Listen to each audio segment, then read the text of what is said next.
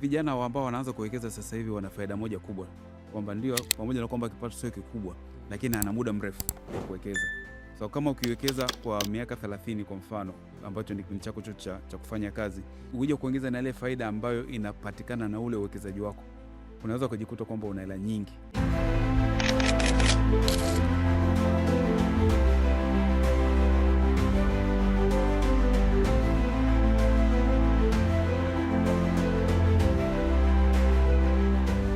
Habari wasikilizaji na watazamaji wa PowerPod, karibuni sana katika podcast yenu pendwa, nami Iwalwa. Leo hatuko na mzungumzaji mgeni. Kama mnakumbuka kwenye episode ambayo ilipita, tulizungumza na CPA Oswald Urassa ambaye alizungumza zaidi kuhusiana na kustaafu pamoja na uwekezaji. Kwa sasa leo tuko naye hapa kutokana na zile comments ambazo tumezipata kupitia YouTube, kupitia TikTok, kupitia redio. Sasa atajibu yale maswali yote ambayo mlikuwa mnauliza kwenye zile comments. Kwa hiyo naomba usikae mbali, kuwa nasi mwanzo mpaka mwisho ili uweze kuona kama komenti yako imejibiwa.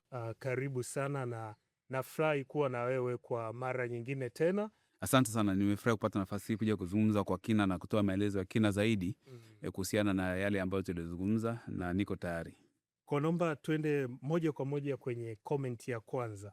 Huyu yeye anasema anaomba asaidiwe ni namna gani anaweza kuanza kuwekeza. Kama tulivyozungumza kwenye episode iliyopita, ni kwamba uwekezaji ni kwa kila mtu. Kwa sababu mfumo wa fedha wa Tanzania unamwezesha mtu yote kuwekeza kuanzia shilingi 1,000. Kama mtakumbuka tutazungumza kuhusu mwekeza, lakini mifuko mingi ya uwekezaji wa pamoja kiwango cha chini shilingi 10,000. Kwa hiyo ili kuanza kuwekeza, tulizungumza pia habari ya kutengeneza budget. Kwamba kipato chako unachokipata kila wakati, kitengenezee budget. Unatenga fungu 50% ni mahitaji ya lazima. Lazima ule, lazima ulale na kadhalika, alafu 30% mahitaji yasiyo ya lazima. Lakini kuna kifungu ambacho ni kwa ajili ya uwekezaji, ile 20%. Kwa wewe ambaye unatazama channel yetu siku ya leo, naona utakuwa unajiuliza kwamba kwa nini CPA Oswald Urassa kuna maswali ambayo anayajibu. Ningependa kukuomba uweze kurudi na kwenda kutazama YouTube channel yetu.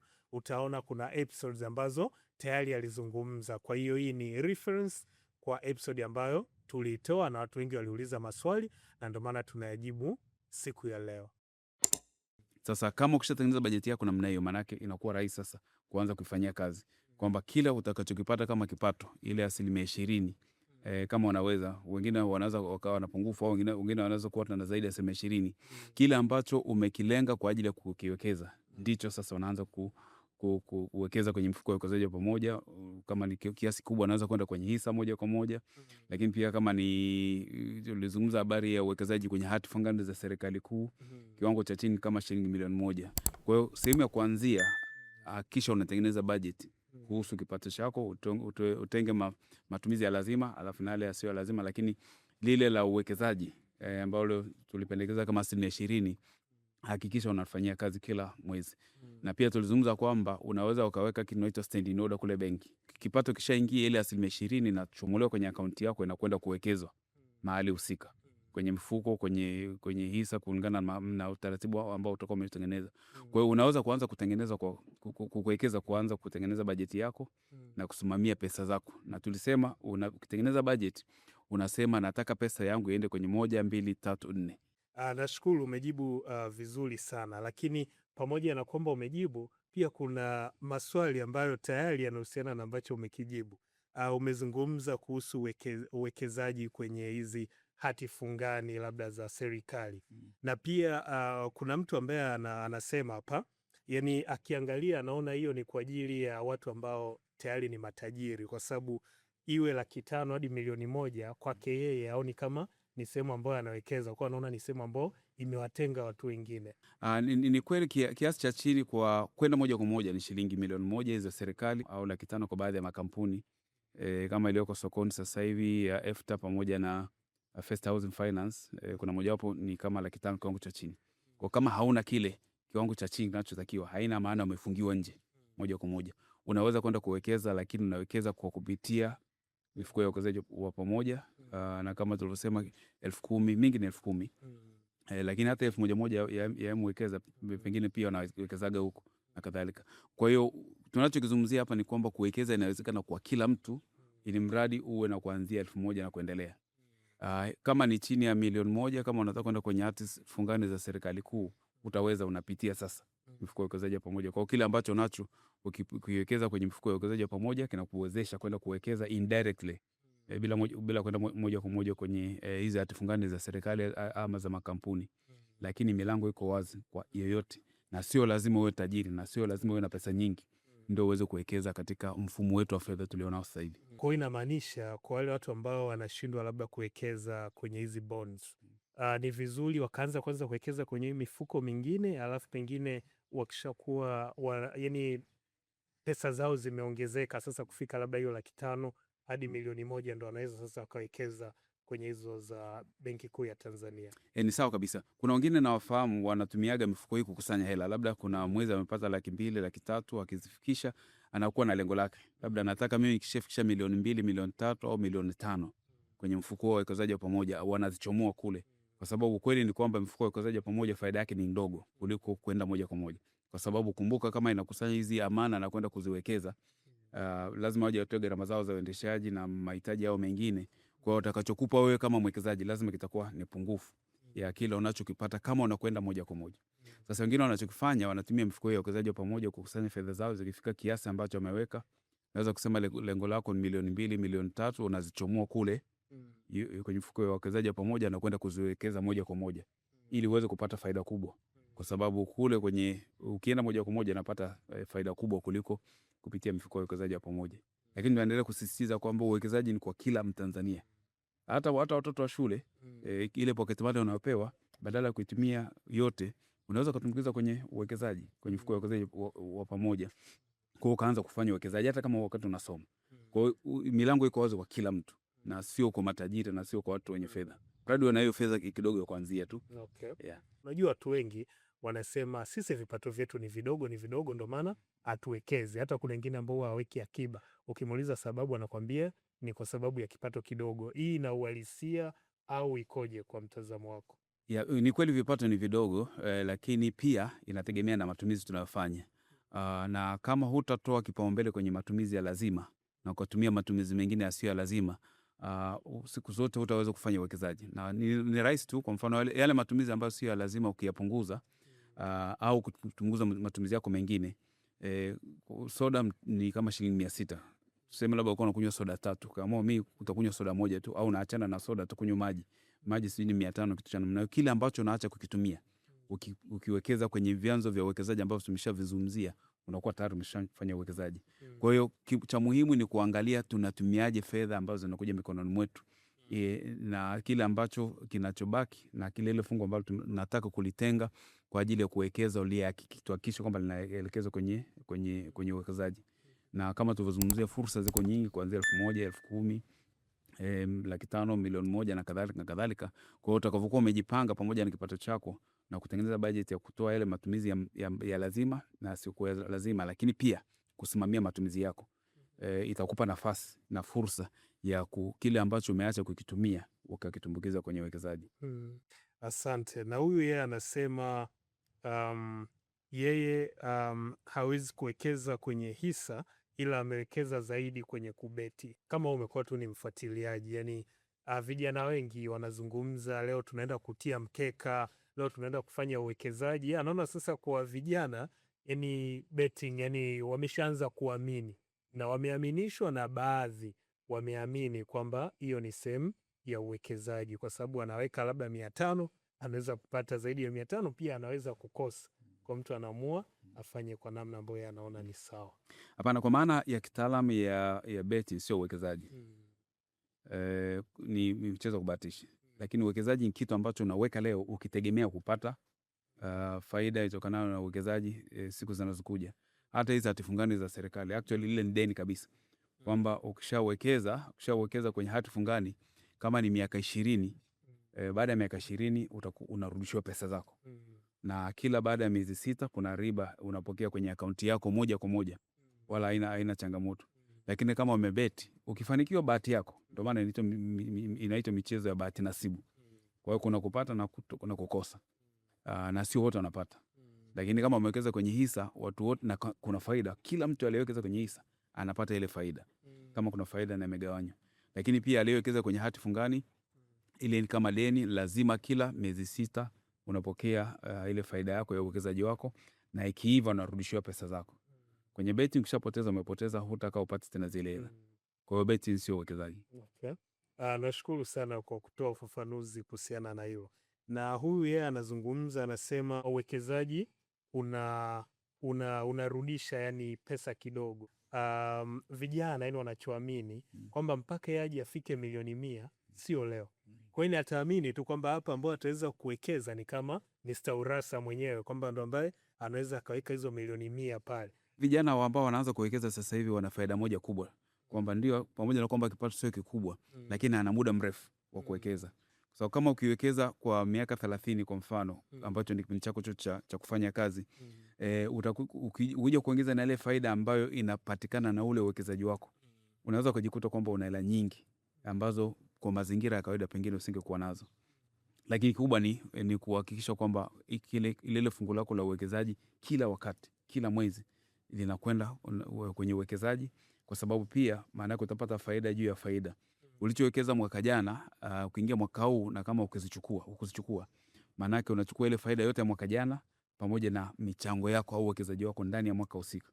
Kwa hiyo unajikuta kwamba ule uwekezaji wako ndani ya kampuni unaongezeka, na ndio maana mwisho wa siku mkija kugawanya ile faida, unakuta faida yako inakuwa ni kubwa, kwa sababu unajikuta umewekeza kiwango kikubwa kuliko ambavyo ungekuja kuanza siku za mwisho. Kwa kuanza uwekezaji ndio faida kubwa vijana walionao, kwa sababu wana muda mrefu wa kuwekeza kidogo kidogo, lakini kwa muda mrefu, na ile faida inayopatikana na ule uwekezaji inaendelea kujazia ile fungu lao la uwekezaji, kufika mahali ambapo unajikuta unaweza unaanza hela nyingi ambazo kwa akili ya kawaida usingefikiria kwamba ungeweza kufikia kiwango kubwa namna hiyo. Kwa maana yake kikubwa ni muda ndio unafanya hizo pesa ziongezeke, na pia kuwa na yale malengo ya muda mrefu, ukiamua kuwekeza kwenye hisa pamoja na na nidhamu ya fedha. Yani hata siku moja usiruke. Yani kama ukisema kila mwezi my 20% lazima ende kuwekezaji, hakikisha kila mwezi nakwenda. Lakini pia nidhamu ya fedha ni kuhusu na matumizi. Tumezungumza habari ya kutizama matumizi yako, mapato na matumizi yako. Ni sehemu pia nidhamu ya fedha, na hasa kutengeneza budget. Na unajua wakati mwingine nilisema pale awali, pesa haikosagi matumizi. Unaweza kuwa unaendesha gari yako barabarani, akapita kijana tu anauza kitu ambacho hata hujapanga kukinunua. Unajizuiaje kukinunua wakati unayo pesa mkononi?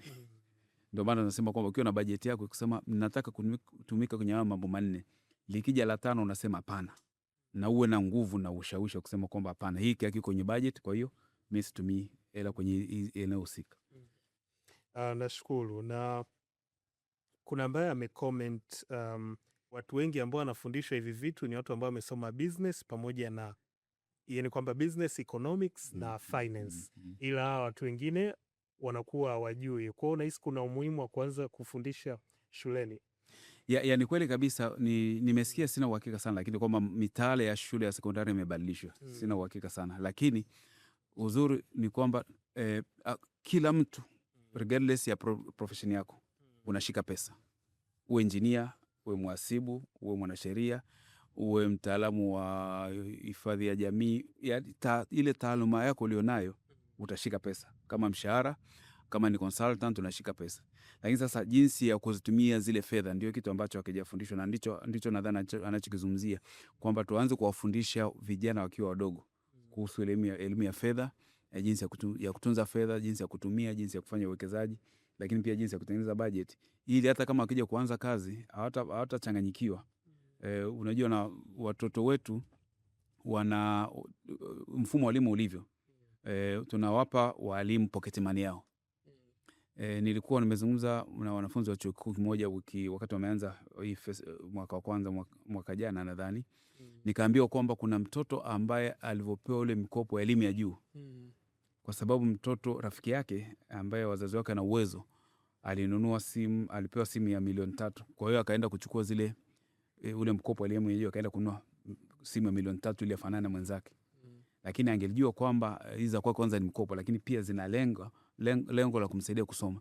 Na story niliyosikia ni kwamba ilibidi airishe masomo kwa sababu hakuweza kulipa chumba, hakuweza kulipia, hakuwa na hela za kula tena kadhalika.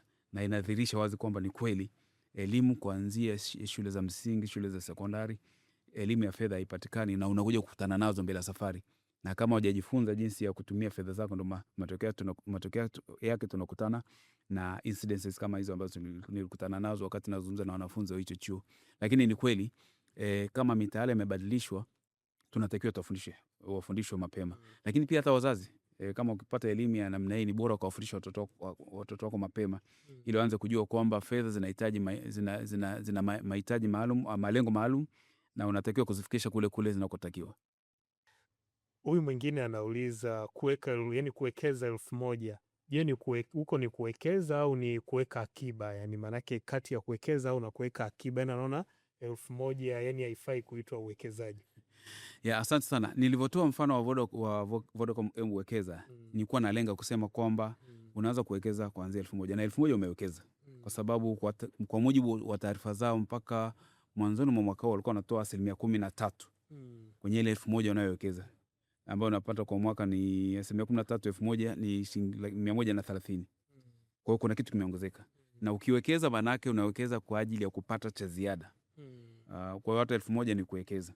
Lakini lengo langu la kutumia ule mfano wa Wekeza ni kwamba uwekezaji ni kwa kila mtu, kuanzia 1,000, kuanzia 10,000, 100,000, 1,100,000, 10,000,000, 1,100,000, kila mtu anaweza kuwekeza, kwa sababu tunao mfumo wa fedha unaoruhusu uwekezaji kuanzia kiwango cha chini ya 1,000 na kuendelea. Kwa hiyo ukiweka 1,000 maana yake umewekeza mradi tu inakupa cha ziada. Lakini kama inakaa kwenye akaunti yako ya benki, huo sio uwekezaji. Hiyo ni saving. Kwa hiyo tofauti ya savings na investment, ukiwekeza maana yake unapata ziada, lakini ukiweka kwenye akaunti ya kawaida inabaki ni saving ya kawaida. Hujazitumia sasa hivi, lakini unaweza kujitumia kesho yako, lakini hakitaongezeka. Kwa hiyo kuwekeza maana yake unafanya kitu ambacho kinafanya fedha yako iongezeke siku zinazokuja. Hapo kwenye hiyo tofauti kati ya akiba pamoja na uwekezaji. Maana kuna watu wengine ambao watakwambia tunaenda kuweka pesa zetu, yani kuweka akiba kwenye hizi akaunti za benki, kwamba wakisema kuna 1% ambayo inaongezeka, maanake ndio maana wanaona kwao wenyewe hiyo pia ni sehemu ya uwekezaji.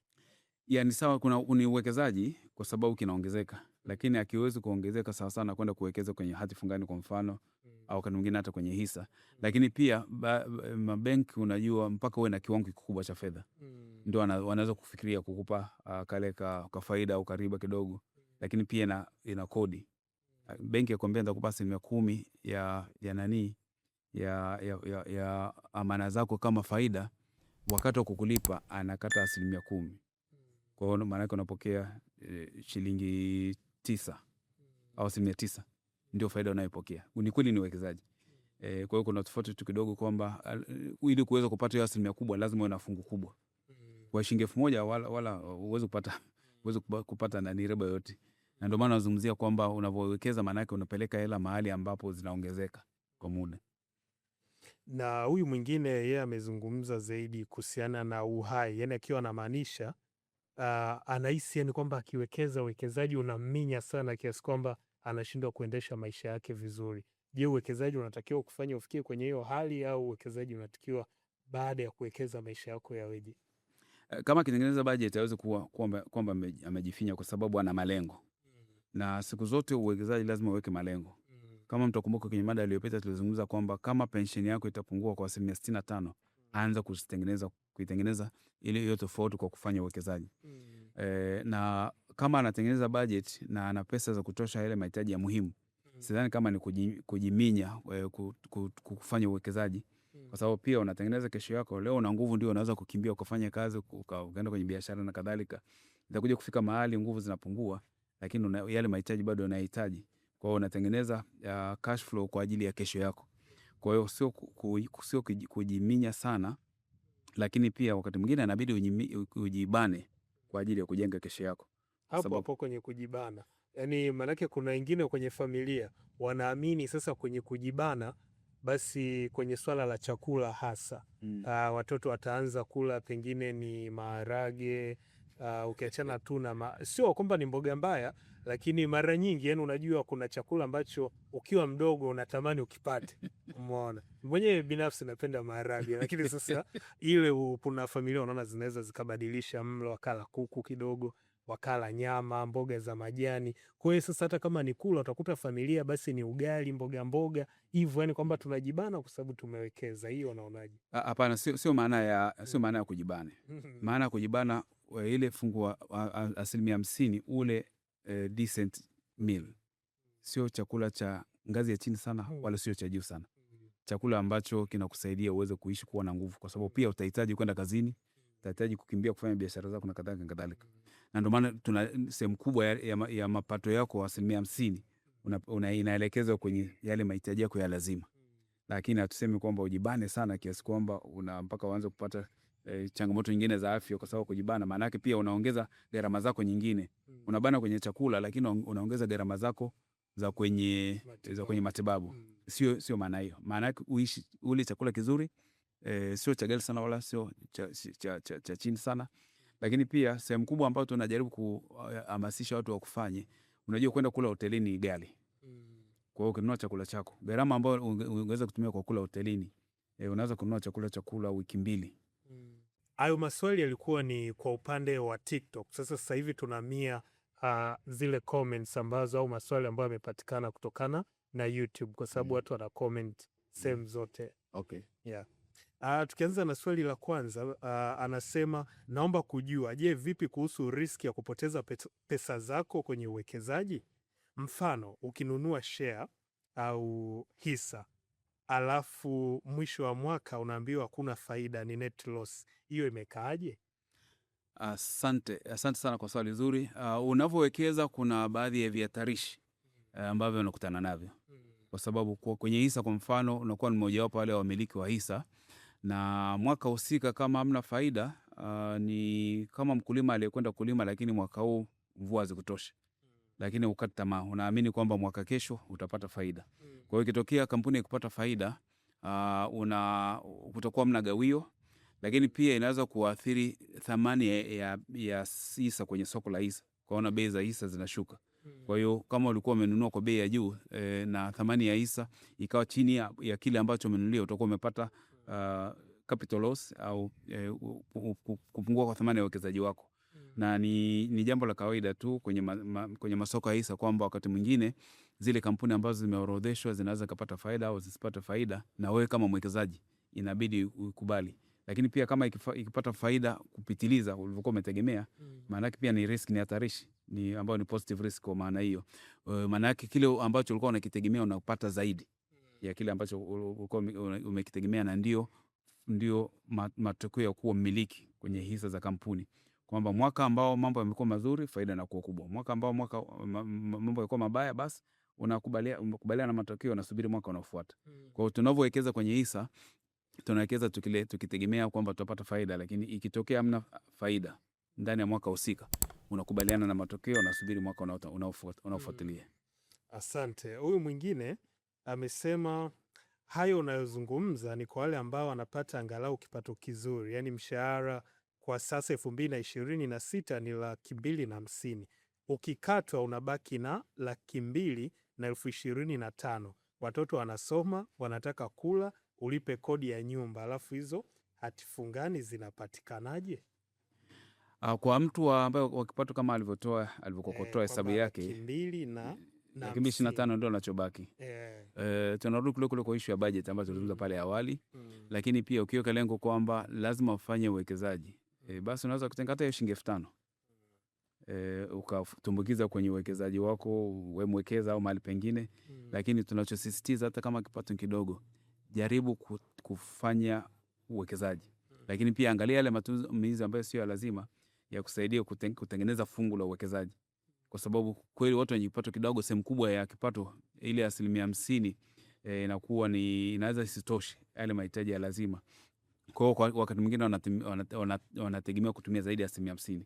Lakini pengine tungesisitiza sana angalau hata 5% hata 10% ya unachokipata wewe kitumkize tu kwenye uwekezaji.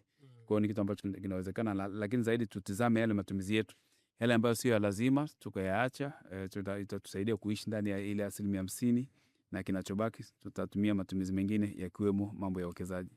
Nashukuru sana Mr. Urassa kwa kuweza kufika kwenye kipindi na kujibu maswali yote ambayo wasikilizaji na watazamaji walikuwa wameuliza. Kwa hiyo asante sana kwa kuendelea kuwa pamoja na sisi. Asante sana, na niko tayari pia wakati mwingine kama kuna maswali zaidi tutatafuta fursa ya kuendelea kuwajibu. Lengo letu kuwaelimisha Watanzania waweze kufikia usimamizi mzuri wa fedha, kwa maana ya kusimamia fedha zao, lakini zaidi kwa ajili ya kufanya uwekezaji kwa ajili ya kesho yao. Nashukuru sana na uhakika utakuja zaidi na zaidi. Asante sana. Wasikilizaji pamoja na watazamaji wetu, tunashukuru sana kwa hizi comments pamoja na maswali ambayo mmeendelea kuuliza, na hii pia inaonyesha ni namna gani mnaendelea kufuatilia kipindi chetu. Mpaka kufikia hapo hatuna la ziada, ningeomba tukutane wakati ujao. Asanteni sana kwa kuendelea kufuatilia na pia kwa comments ambazo mnaendelea kuzitoa.